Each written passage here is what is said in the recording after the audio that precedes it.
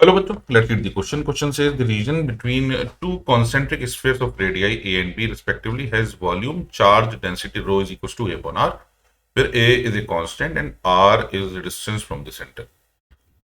At the center of the sphere is a point charge Q. The value of A is such that the electric field in the region between the sphere will be constant is. तो problem को solve करने के लिए सबसे पहले हम अपना diagram बनाते हैं। हम यहाँ देख सकते हैं कि ये हमारे पास ये कह रहा है region between two constant square of radia a and b respectively has volume charge density हमारे पास वेरिएबल है, वेरिंग विद डेंसिटी, यानी कि ये हमारे पास पूरा रीजन है जहां पर हमें ये वेरिएशन दिया हुआ है। सेंटर पे हमने एक चार्ज रखा हुआ है, ये क्यू, और कहता है where is constant and r is the distance from the center at the center of the sphere q the charge the value of a such that the electric field in the region between the sphere will be constant, यानी a से लेके B तक electric field हर जगह constant है। तो electric field अगर constant है तो पहले हम इलेक्ट्रिक फील्ड की वैल्यू हम कैलकुलेट करेंगे, यानी सबसे पहले हमें यहां पर चार्ज एंक्लोज्ड कैलकुलेट करना है। तो चार्ज एंक्लोज कैलकुलेट करना है, तो चलिए हम चार्ज एंक्लोज कैलकुलेट करते हैं। जो एंक्लोज चार्ज की वैल्यू आएगी उसको कैलकुलेट करने के लिए हम यहां पर सबसे पहले लेंगे थिन शेल। तो चलिए थिन शेल हम एज्यूम करते हैं, let's say this is the thin shell,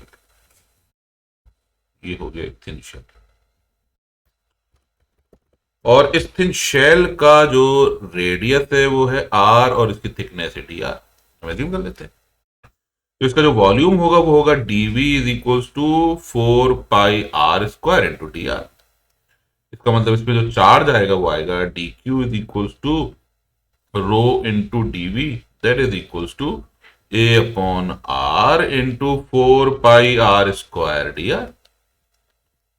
तो आर से आर यहां पर एक कैंसिल हो जाएगा।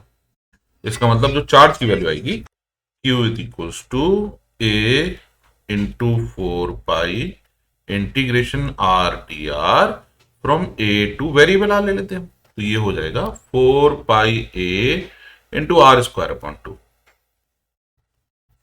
फ्रॉम ए टू आर, ये हो जाएगा 2 पाई ए और r square minus a square. Alright, तो ये हो गई हमारी value of charge inside the sphere. तो बाय गॉस थ्योरम हमें मालूम है closed surface integral of an electric field is equals to q enclosed upon epsilon naught, यानी ये हो जाएगा E into 4 pi r square is equals to q enclose कितना होगा, q plus 2 pi a r square minus a square upon epsilon not.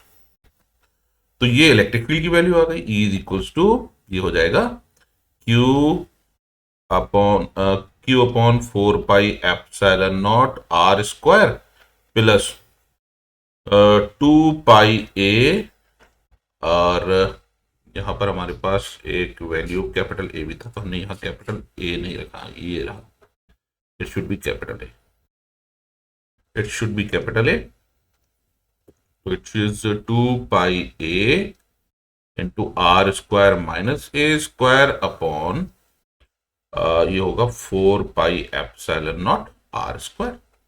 अब अगर ये electric field constant है तो उसका differentiation with respect to r होगा 0, यानी डीई बाई डी आर निकाल लेंगे, दैट इज इक्वल टू ये हो जाएगा -2 q upon 4 pi epsilon naught r cube, और यहां पर हम बोल सकते हैं इसको, पहले हम इसको भी अगर हम फर्दर सिंप्लीफाई करेंगे तो ये हो जाएगा एप्सिलॉन आर स्क्वायर और प्लस ये होगा 2 pi a upon 4 pi epsilon naught r square से आर स्क्वायर कैंसिल, की पूरी टर्म कांस्टेंट हो गई और बचेगा माइनस फिर से 2 पाई ए, यानी यहाँ 2 पाई से 2 पाई कैंसिल कर देंगे तो ये बचेगा हमारे पास a upon 2 epsilon naught a square upon r square. तो इसको भी डिफरेंशिएट करेंगे, ये मिलेगा हमें प्लस